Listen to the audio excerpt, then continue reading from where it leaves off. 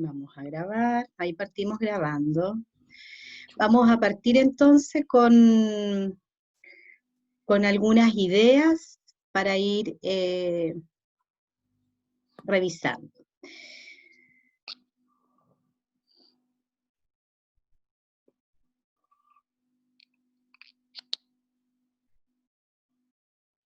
Y estábamos en esto, ¿cierto? Vamos a poner esta imagen, siempre molesta un poquito. Ahí. Estábamos hablando sobre la relación profesional. ¿Qué implica la relación profesional?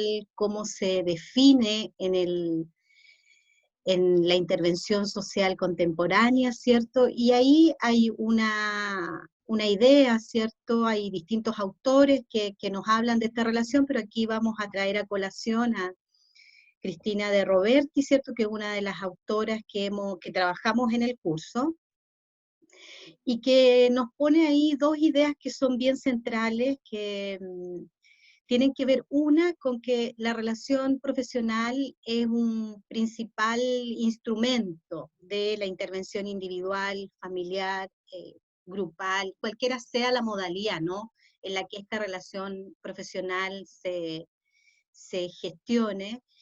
Y como principal instrumento, entonces, pareciera ser que la relación profesional requiere de cierto trabajo, requiere de un espacio también de formación, a diferencia de una relación social, ¿cierto?, de una relación cualquiera, está pensada como una relación que tiene un cierto objetivo, una cierta intencionalidad.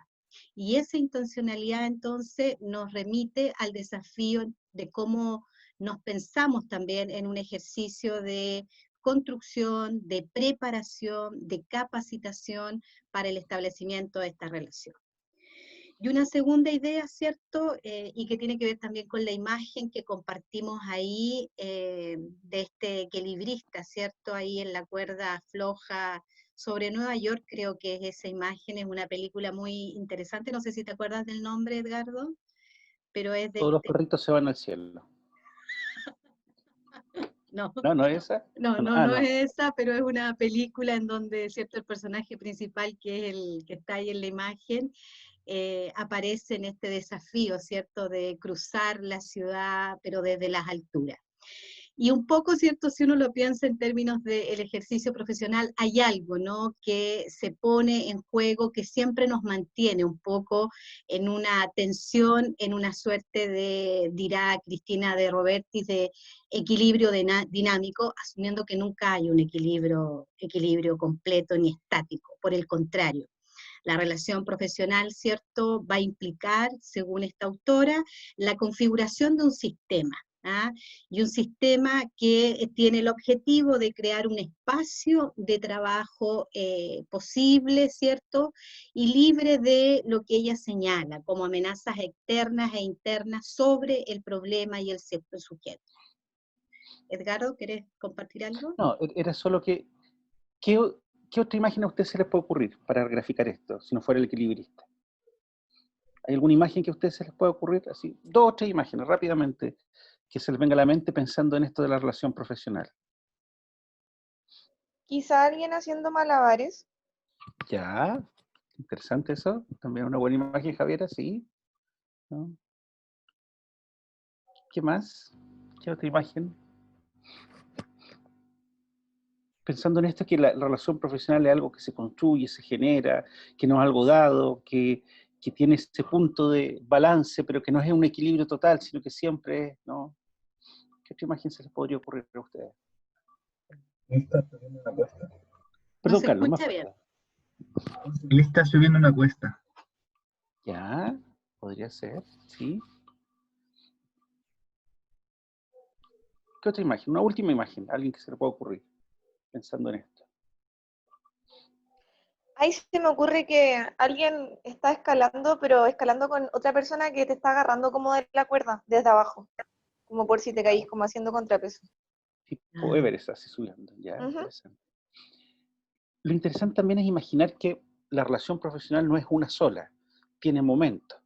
Entonces a lo mejor es interesante pensar que hay momentos en que es eso de equilibrio, tal vez hay momentos más malabarísticos, Tal vez hay momentos en donde son también como esta cuesta.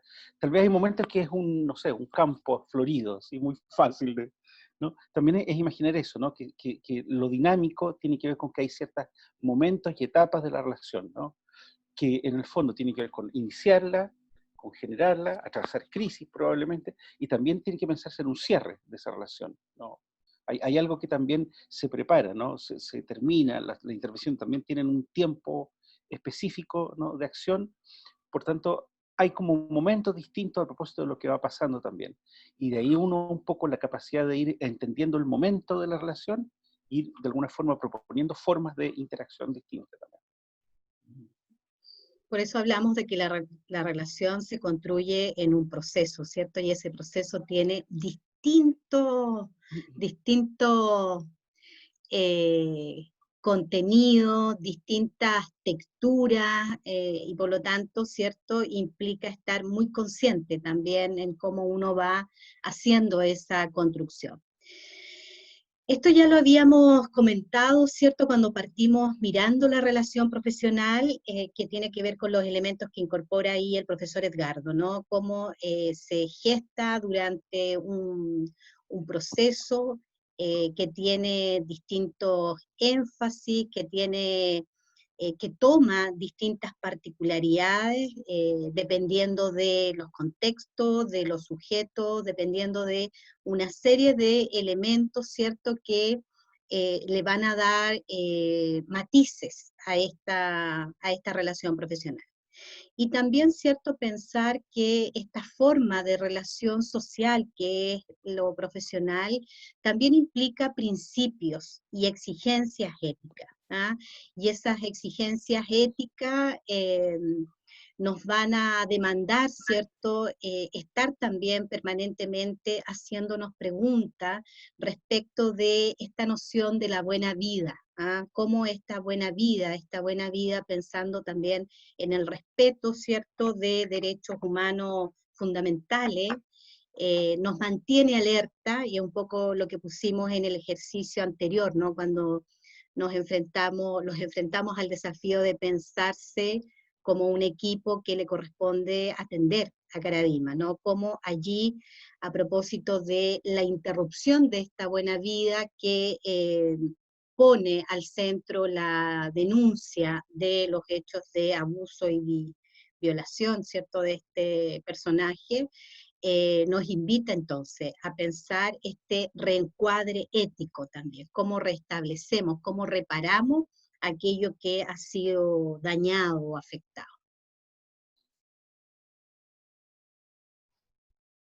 Bueno, y ahí, ¿cierto? Entonces esta relación profesional va a contemplar necesariamente, entonces, distintas intencionalidades, ¿ah? No tiene que ver solamente con lo que él o la profesional pone en juego, sino que también implica, ¿cierto?, lo que ponen en juego los sujetos, las sujetas, ¿cierto?, el profesional, la institución, con las cuales uno establece esa relación. No es una relación que se juegue únicamente, y lo vimos también, ¿cierto?, cuando revisamos la intervención situada, no tiene que ver solamente con una relación unidireccional, al contrario, hay distintos actores, distintas actrices, y sobre eso entonces se articulan intencionalidades y expectativas. Los sujetos, ¿cierto?, tienen expectativas respecto de nuestro quehacer, y nosotros también tenemos expectativas, así como la tienen las instituciones, los programas, el Estado, dependiendo de dónde nos posicionemos para establecer esta relación. Y el desafío, ¿cierto?, es que esta articulación puede darse de distintas maneras, ¿ah? Puede ser en este campo sereno y tranquilo que pone el profesor Edgardo, ¿cierto?, y que nos delinea una relación fluida, pero también puede ser una relación en tensión a propósito de los intereses que entran en juego, como algunas nociones de lo que uno puede llamar lo bueno, lo malo, o cómo uno puede identificar ciertas prácticas que pueden ser contrarias a esta buena vida, ¿cierto? Cómo eso nos pone en tensión. Pero también puede ser una relación conflictiva, a propósito de que esos intereses, esas intencionalidades y esas expectativas no tienen posibilidades, ¿cierto? No logran encontrar puntos en común que permitan pensar un trabajo de colaboración. Y cualquiera de esas formas en las que se articula la relación profesional van a ser finalmente los desafíos que vamos a tener que considerar, contemplar y articular para pensar la relación profesional. Tal Edgardo, vez, sí, tal vez solo pensar que es interesante que se fijan ustedes así como cuando veíamos la observación, hay una distinción entre ver y observar, o hay una distinción entre conversar y preguntar y entrevistar. La relación profesional se monta de alguna manera sobre lo que hacemos cotidianamente los seres humanos. ¿Sí? Los seres humanos cotidianamente tenemos interacciones, tenemos relaciones, nos conocemos, hablamos, tenemos intereses, o sea, como que, se fijan ustedes que hay una línea ahí que es como que uno podría decir, es como que estar con alguien, ¿se fijan ustedes?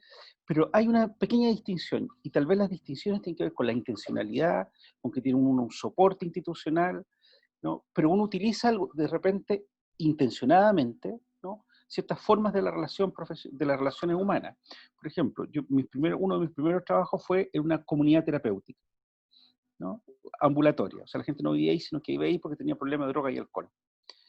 Y la gente, bueno, estaba ahí, ¿no? Jóvenes, adultos, ¿no? Y hablaban sobre cosas, ¿no? Teníamos sesiones grupales. Y claro, una sesión grupal podía convertirse en una sesión de conversación, ¿no?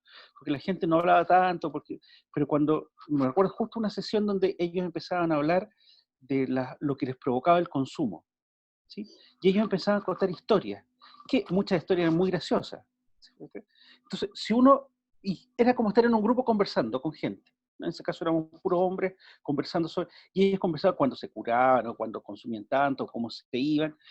Entonces, uno decía, bueno, es el soporte de la conversación de un grupo, ¿no? Casi divertido. Y uno podría entrar en esa dinámica, pero en el fondo, claro, desde nosotros, el equipo que estábamos, teníamos una intencionalidad que era problematizar y cuestionar esa tanta jauja que era. Porque ellos estaban contando unas historias maravillosas, así como que era la vida de Bill Cipá. Sin embargo, ellos estaban ahí porque tenían un problema de consumo adictivo. Entonces, en un momento, se fijan ustedes como que estaba esa fluidez de la conversación y de la confianza, donde ellos contaban historias. Profe, que jauja, perdón. Chuta, estoy hablando en términos. No, era así como todo feliz. Era como que todo era. Gracias, Javiera. Como que todo era así como, ¿no? El mundo ideal, ¿no? Porque ellos nos contaban historias muy graciosas sobre gente que tenía problemas de consumo abusivo, es decir, que había perdido su familia, sus trabajos, se gastaba la plata, se robaba las cuestiones. Pero las historias de consumo podían aparecer muy graciosas, ¿sí?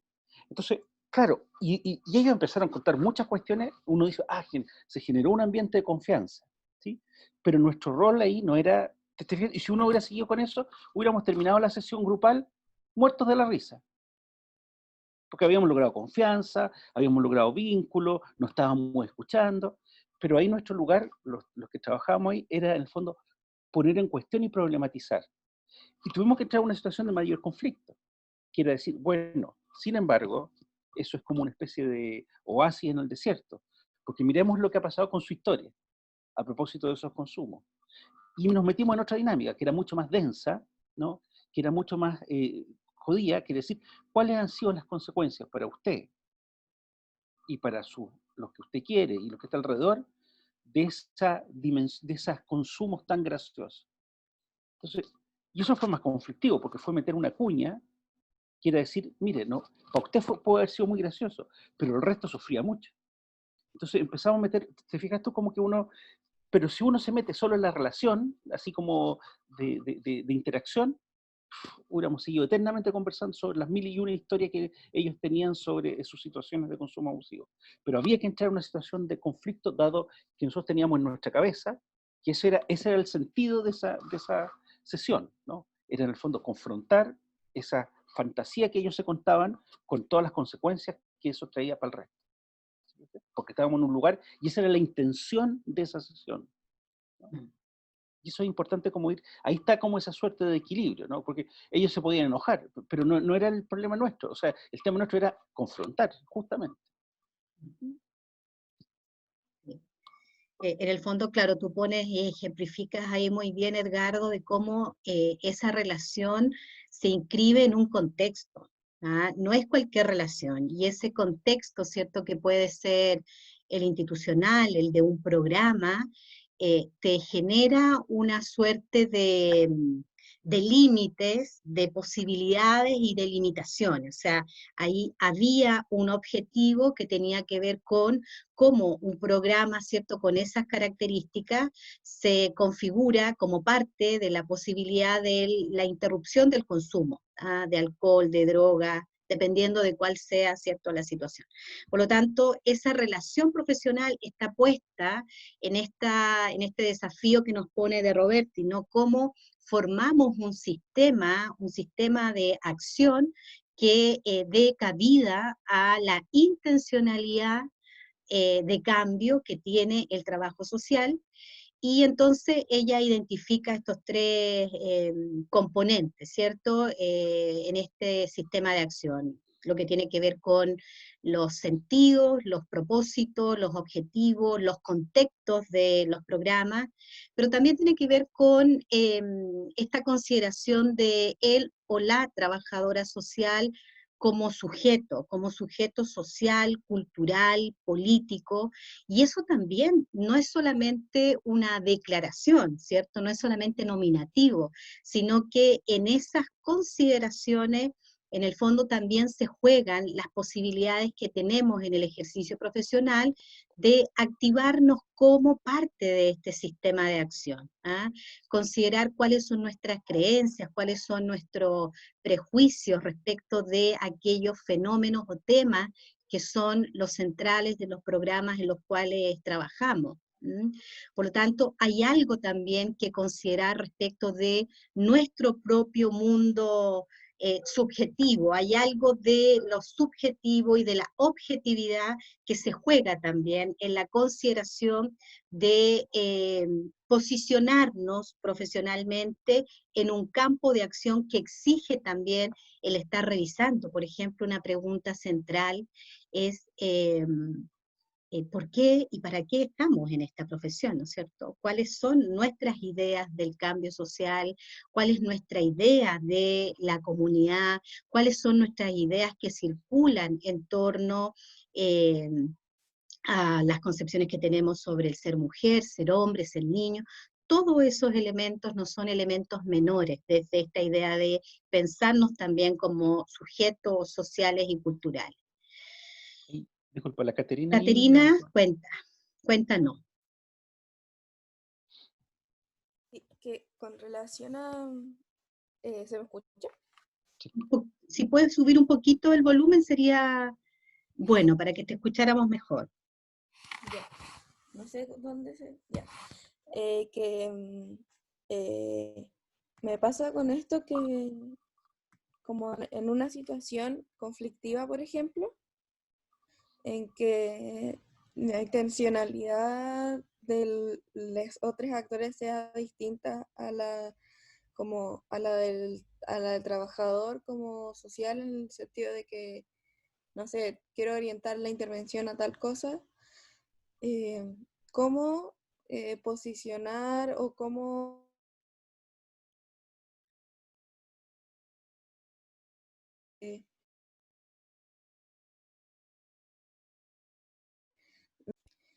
como no sé cómo decirlo, como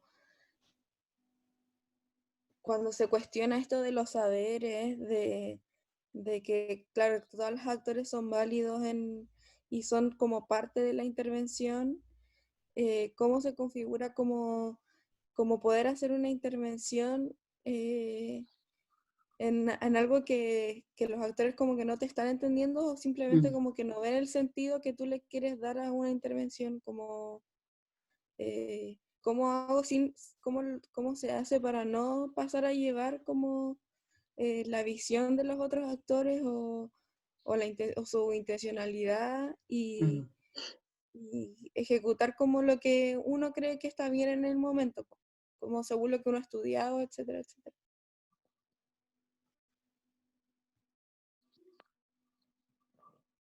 La Caterina era, ¿cierto? Edgardo, igual sabes que estoy con problemas de conexión, se interrumpió un poco, no sé si tú tienes mejor conexión, Escuche bien. escuché Caterina, intermitente.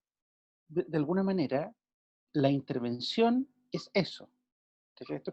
O sea, en el fondo no es un problema que hayan diferentes intereses e intenciones. Eso es la intervención, un encuentro entre sujetos que tienen diferentes intereses, intenciones y expectativas. El punto es que en este caso, desde el punto de vista del trabajador social, desde el punto de vista de los sujetos, ellos van con su vida cotidiana, ¿cierto? Con sus creencias y su situación. En el caso nuestro, nosotros no vamos no vamos como desde nuestra vida cotidiana, sino que vamos desde un lugar institucional.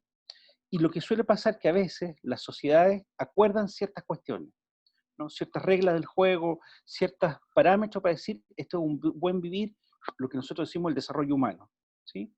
Las consideraciones del desarrollo humano, los derechos humanos, o sea, como que hay parámetros. Y lo que pasa es que a veces es que justamente el contenido de la intervención tiene que ver con cuestiones materiales y cuestiones simbólicas. Y a veces esas cuestiones simbólicas tienen que ver con justamente creencias culturales, ¿no? Posiciones de los sujetos. Entonces, probablemente uno dice, es que hay que respetar al otro y hay que respetar la cultura, ¿cierto?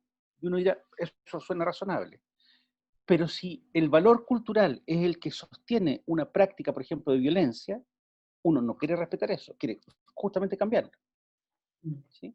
Y ahí hay un conflicto, efectivamente. O sea, pero en el fondo lo que uno confía ahí es que hay procesos que son reflexivos que los individuos y los colectivos pueden hacer. Y uno favorece eso, facilita eso de manera a veces más democrática, más directiva. Uno, por eso es como ese equilibrista. Uno se va posicionando de diferentes formas, ¿sí? Pero ¿qué es lo que uno no podría usar? ¿No? Cuando yo me pongo recuerden que nosotros estamos en sociedad tradicional, y uno dice, es que yo tengo que ser igual en todos lados, ¿sí? Eso es muy de sociedad tradicional, donde no distingue planos. El curso anterior, ¿por qué discutimos tanto salir y tomar distancia de nuestras propias concepciones de familia? Porque nosotros no estamos invitados en nuestro trabajo a llevar mis visiones y mis concepciones. No, uno está invitado a ponerse un traje, ¿no? Unos lentes, ¿no? Que tiene que ver del lugar institucional y el oficio que uno tiene. Como uno sabe que uno igual trae lo suyo, tiene que ser muy claro en qué es lo suyo y qué es lo de lo otro. Por eso uno con los prejuicios los pone entre paréntesis, los trata de eliminar. ¿Se acuerdan de toda esa discusión que hemos ido teniendo y eso de los prejuicios? Pero claro, efectivamente eso no lo hace uno solo. Eso es más posible porque uno trae equipos de trabajo con otras disciplinas y con los otros con que uno trabaja.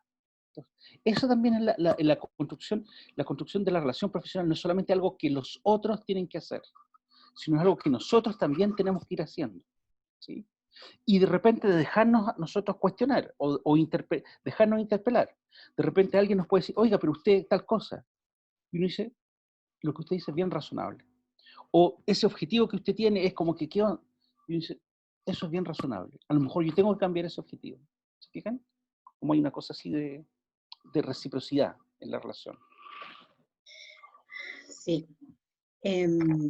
Bueno, y en eso, cierto, también quizás agregar que otro elemento de esta relación es aquello que se demanda, o aquello que también podemos nominarlo como lo que se solicita que uno pueda intervenir o trabajar. Y esa demanda también, ¿cierto? Puede tomar distintas formas, puede tomar la forma de una queja, de una solicitud, de un problema, dependiendo desde qué enfoque podamos estar mirando. Pero la demanda, ¿cierto? Por lo menos lo vamos a poner aquí, ¿cierto? Es aquello que se pone en juego para ser observado, analizado, debatido y finalmente, ¿cierto?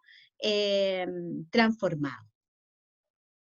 Edgardo, creo que voy a ir un poco más rápido para que alcancemos a hacer el ejercicio. ¿Ah?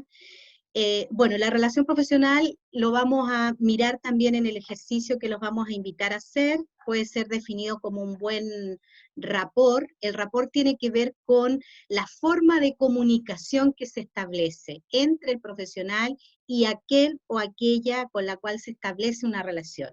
Y puede implicar, o implica, ¿cierto?, la expresión de una relación de confianza, en los términos que, por ejemplo, nos invita Murillo, pero también de aceptación y comprensión, ¿ah? Términos con los cuales ustedes ya han estado, van familiarizándose y vamos a ir trabajando en esta clase. Y ahí, ¿cierto? Entonces la relación profesional puede descansar en algunos componentes que Roger, bueno, también, ¿cierto? Otros autores que ustedes están viendo, Murillo, aparecen planteándonos algunas ideas sobre, por ejemplo, los términos de autenticidad, aceptación y comprensión. ¿Y a qué se refieren estas tres cualidades que debería tener la relación profesional, cierto? La autenticidad tiene que ver con la capacidad de actuar, ¿cierto? De manera transparente y congruente. Cuando hablamos de la transparencia, ¿cierto? Tiene que ver un poco con esto que señalábamos previamente, con la capacidad de poder explicitar desde dónde estamos trabajando, cuáles son nuestros objetivos profesionales, cuáles son nuestros modos de trabajo, y tener una práctica profesional que sea concordante con esa dimensión declarativa, ¿ya? Otra cualidad tiene que ver con la aceptación, y es un poco lo que pusimos también en ejercicio al revisar la situación de Caradima, ¿no? Es un ejercicio y es una cualidad altamente demandante, porque en el fondo invita, ¿cierto?, a aceptar al otro en su condición como legítimo otro, estableciendo diálogos y distinciones entre aquello que puede ser práctica, ¿cierto?, que transgreden esta esfera de lo público. Y en el fondo es la aceptación, ¿cierto?, en tanto persona, en tanto individuo, también con derechos, ¿ya? Y la empatía, que es seguramente un término que ustedes utilizan diariamente y se utiliza habitualmente, ¿cierto?, es una cualidad de la relación profesional que apunta, ¿cierto?, a entender el estado emocional y la situación de un otro o una otra distinto de nosotros y responder en consonancia emocional, afectiva y profesional. ¿Ah? En el fondo la empatía, a diferencia de la simpatía, la empatía tiene que ver con una cualidad profesional que requiere también de trabajo, de capacitación, de desarrollo. El ejercicio que los invitamos a hacer, por ejemplo, a través de la bitácora, es un ejercicio metodológico que invita a hacer esta distinción entre aquello que tiene que ver conmigo, con mi experiencia, con la manera de procesar, con las emociones que se me actualizan a propósito de una relación profesional, y lo que tiene que ver con el otro. ¿Ah?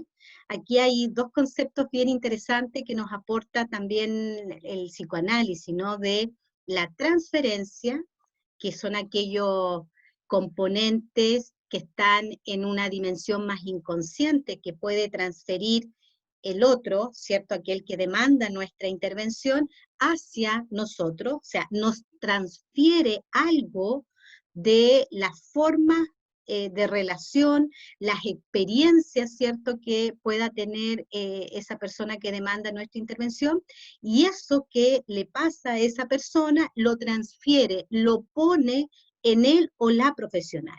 Y la contratransferencia, que es este otro concepto que desarrolla el psicoanálisis, ¿cierto?, es que a nosotros como profesionales también se nos actualizan, se nos activan, ¿cierto?, formas particulares también que están a propósito de aquello que nos transfiere este individuo, esta persona que nos solicita esta situación de apoyo profesional.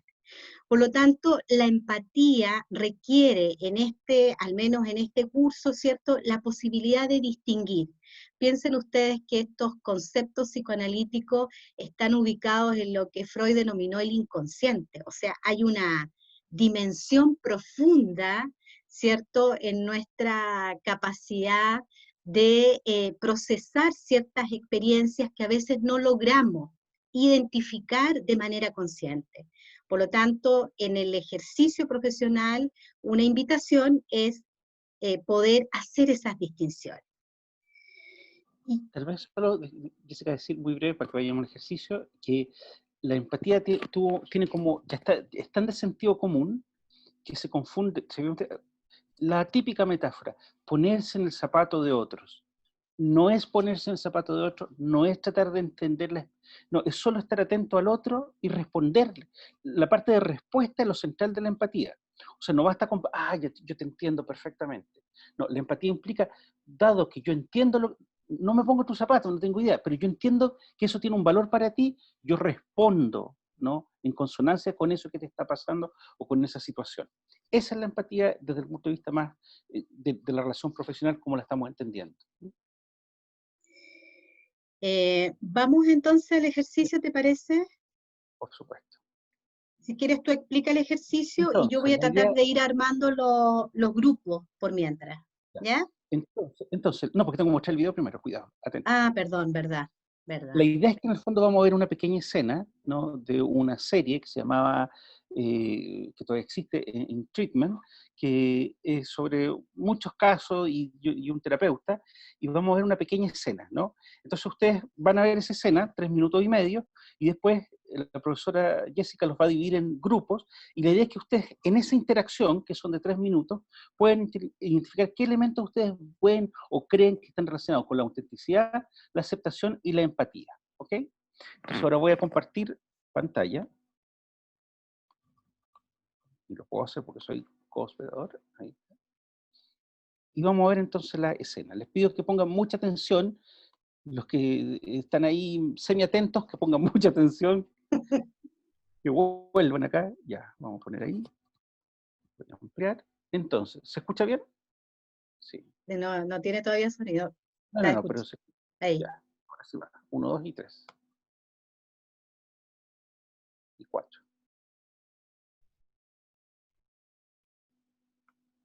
Un segundo. La magia de la tecnología. A ver, espérate, hay un comentario ahí que dice. Y 5. Why don't you just tell me what the answer is, and I'll repeat it back to you, and you can put a gold star on my forehead. What I'm trying to do is help you to find your own answers, and I think that you are really close to that. And I understand how scary that must be.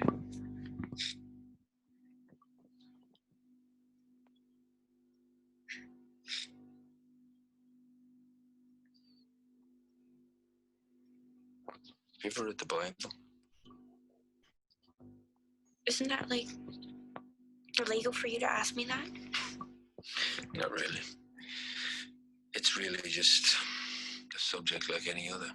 So you can choose to talk about it or not. And anyway, in the New Testament, God is always portrayed as being good, and wickedness and evil is a human thing, a human problem. Actually, it's one of the things that's helped Christianity to spread very quickly. Can you think why? Because people like to feel shitty about themselves. That's it. Edgardo, ¿sabes que no se ve los subtítulos completos? Quizás tiene, ahí sí, no está bien, perdón. Es que no se ven los subtítulos completos. ¿El resto los ve? Sí, profe, yo los veo. Ah, entonces en mi pantalla, perdón. No, yo tampoco lo veo. Tiene que sacar el... Es que se ve como con delay un poco, entonces como que a mí tampoco me aparecen los subtítulos. Ya, Y si lo dejas en la Profe. pantalla chica nomás, lo mejor. Porque antes cuando lo O sea, es que vimos... si ahí. uno pone la pantalla pequeñita de Zoom, ahí aparecen. Porque es como la misma barrita de Zoom la que los tapa. Ah, perfecto. ¿Y ahí se ve mejor? Ahí se ve mejor. Sí, también. Ya, vamos a partir El modo teatro, que es el que está al lado de... Ah, ¿ese? No, ese, Mosin. ¿Ahí se ve mejor? Ahí. A ver, Ya, dale. vamos por de nuevo. A ver. Why don't you just Ahí tell sí. me what the answer is, and I'll repeat it back to you, and you can put a gold star on my forehead. What I'm trying to do is help you to find your own answers, and I think that you are really close to that. And I understand how scary that must be.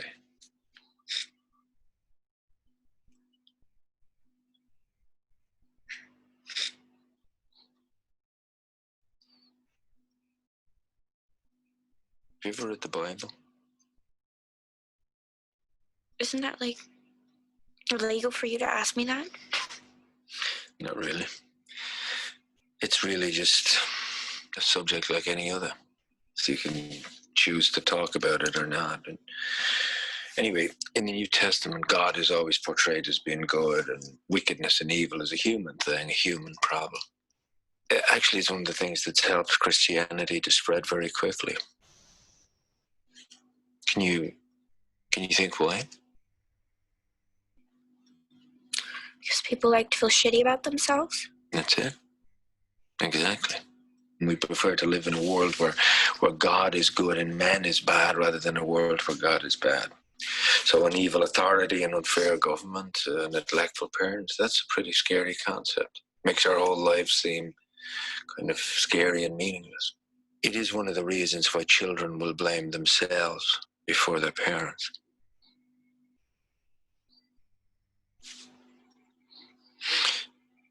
You told me once that you wanted to move across the country to be with your dad and his new wife, but that they didn't have a room for you in her house. You said that they argued about it and that eventually he left her, right? Right? How long did it take him to leave her? I don't know, over 2 years. And during that whole time, your mother was depressed and crying constantly, yeah? And you wanted to move to your dad and be with him, but you couldn't. 2 years is a long time for a child to be without a safe place to call home. I told you he left her because of that. After 2 years, Sophie.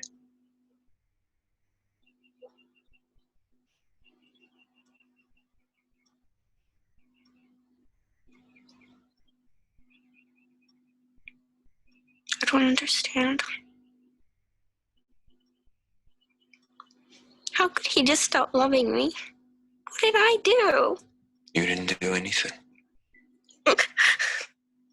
Isn't there a law somewhere that says parents have to love their kids forever? You're right. But you must have screwed up somewhere.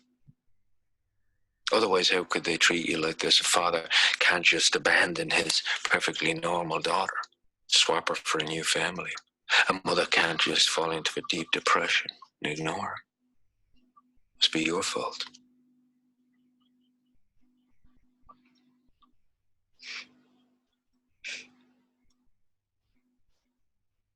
Maybe if I told my mother about the cheating, then at least things would be better with her.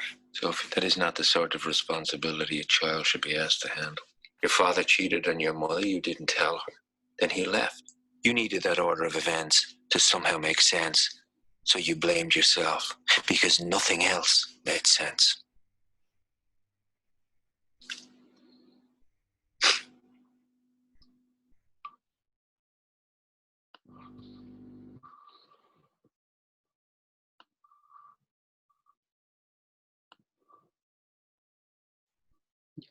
Entonces,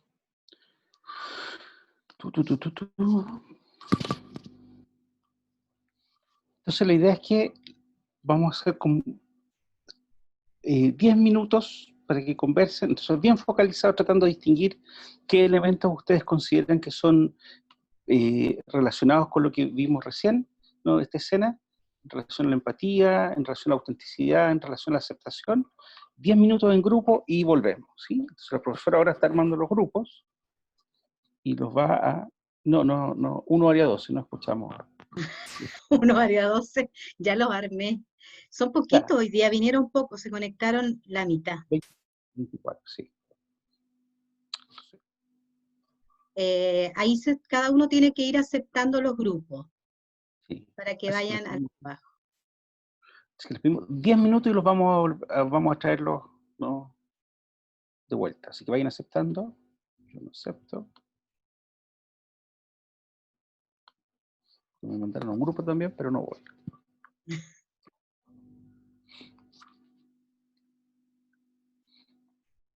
10:34.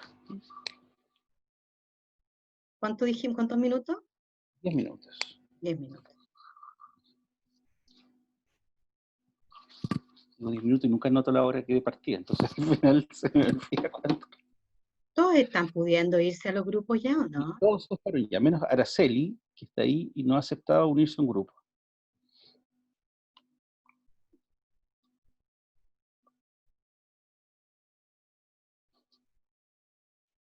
Alguien volvió. Bien. No sé. Macarena Razo, avisador, tienes que meter todo eso en un grupo. Ah, cerraste los grupos, parece. Ah, algo hice. ¿Qué hago? Sí, profe, cerró los grupos. Cerraste los grupos. Pucha, ¿qué hago? Arma de nuevo los grupos. Pucha, lo siento, lo voy a armar de nuevo. Perdón, pero están aquí, no puedo, po. Hay que armar grupo de nuevo, cerrarlo y volver a abrir un grupo de nuevo. Oye, pero no puedo cerrarlo. Profe, ¿por qué volvimos acá? Como... Porque yo he cometido un error. Apretó off. Apreté algo mal. Sí. Coloca de nuevo grupos. Ya, ahí está. Ahí Ya. están armados, ahora sí. Ya, y tienes que Sí, voy a salir de ahí. no hacer nada más. Ya, ahora sí No hace hacer nada, no toques nada, no toques nada. Ahora sí que se supone. Va. Ya, ahora acepten de nuevo irse a los grupos, por favor. Por favor.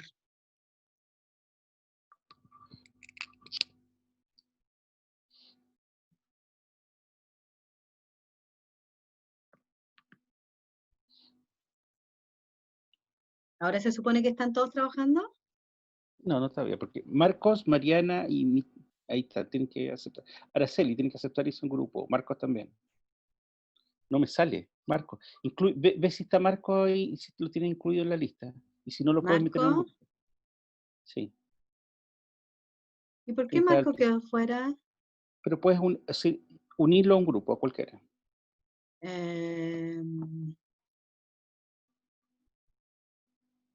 Marcos, te vas a ir al cualquiera, puede ser el 2. Ya, Marco. Ahora sí acepta. Con buena actitud, Marcos, sí, acepte. Y Araceli. Araceli tiene que... Sí. Araceli está ahí. 1 haría 2, Araceli.